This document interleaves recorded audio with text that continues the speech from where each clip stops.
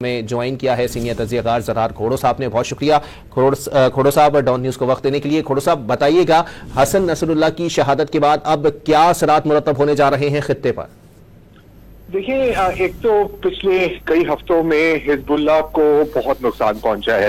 پہلے وہ پیجر حملوں میں، پھر واکی ٹاکی حملوں میں، جن میں ان کی تمام جو کمیونیکیشن نیٹ ورک تھی وہ بہت بری طرح سے متاثر ہوئی ہے. اب ہم دیکھ رہے ہیں کہ حزب اللہ کی تقریباً تمام سینئر قیادت کو بھی قتل کر دیا گیا ہے، شہید کر دیا گیا ہے.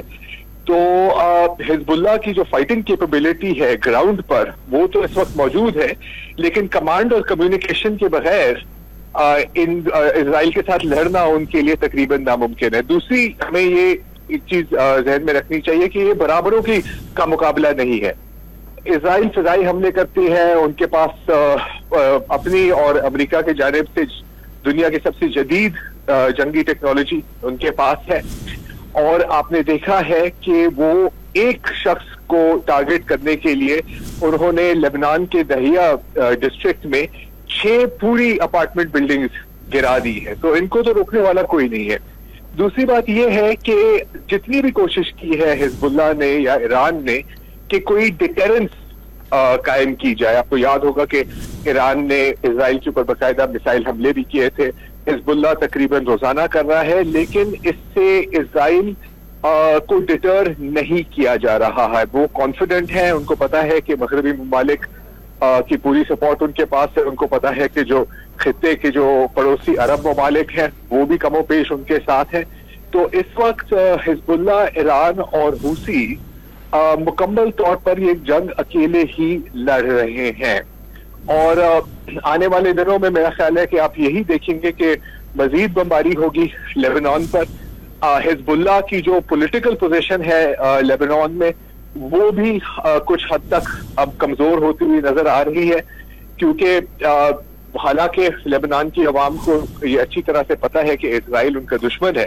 1982 میں بھی حملہ کیا تھا، 2006 میں بھی حملہ کیا تھا. بالآخر وہ کب تک اس طرح کی بمباری کو برداشت کریں گے؟ تو اس وقت جو بات ہو رہی ہے وائڈر ریجنل وار کی، وہ مجھے شاید اتنی ممکن نہیں لگ رہی، کیونکہ اس میں پھر باقیوں کو بھی تو فریق ہونے کی ضرورت ہوتی ہے نا. صرف اگر ہم ایران یا حزب اللہ یا حوثیوں کی بات کریں تو ان کی ایک محدود کیپیبلٹی ہے. ہم نے یہ بھی دیکھا ہے کہ تہران میں نئے ایرانی صدر کی حلفبرداری کے کچھ گھنٹے بعد ہی حماس کے ایک چیف اسماعیل ہانیہ کو شہید کیا گیا، اور ابھی تک ہم نے ایران کی جانب سے کوئی جوابی کارروائی نہیں دیکھی. تو یہ تو بڑا کلیئر ہے کہ اسرائیل کے پاس ایک بلینک چیک ہے. وہ جبھی بھی چاہیں وہ کسی بھی خطے کے ملک پر بمباری کر سکتے ہیں، اور امریکہ وہاں پر نہ صرف تالیاں بجائے گا پر ان کو مزید اسلحہ بھیجے گا. جی لیکن زرار صاحب یہ بھی بتائیے گا کہ جیسے آپ نے بتایا کہ اس وقت کمانڈنگ پوزیشن کسی کے ہاتھ میں نہیں ہے حزب اللہ کی، تو یہ بتائیے گا حسن نصر اللہ کی شہادت کی تصدیق کے بعد ممکنہ طور پر حزب اللہ کی قیادت کس کے ہاتھ میں آ سکتی ہے؟ یہ کہنا بہت مشکل ہے. یہ کہنا بہت مشکل ہے کیونکہ حزب اللہ وہ اس طرح کی آرگنائزیشن نہیں ہے جو بہت زیادہ اینالسٹ یا میڈیا کے ساتھ انگیج کرے. ان چیزوں کو یہ خفیہ رکھتے ہیں، کیونکہ اور ظاہر خفیہ رکھنا بھی چاہیے، کیونکہ ان کو پتا ہے کہ اگر انہوں نے اس طرح کا بیان دے دیا یا انڈیا بھی دے دیا کہ اگلا تو حزب اللہ کا چیف کون ہوگا، تو اس سے پہلے ہی اسرائیل ان کو نشانہ بنا دے گی. اس وقت لیکن حزب اللہ کے لیے جو بہت بڑا چیلنج ہے وہ ہے کہ ان کی سیکیورٹی میں کتنے لیکس ہیں.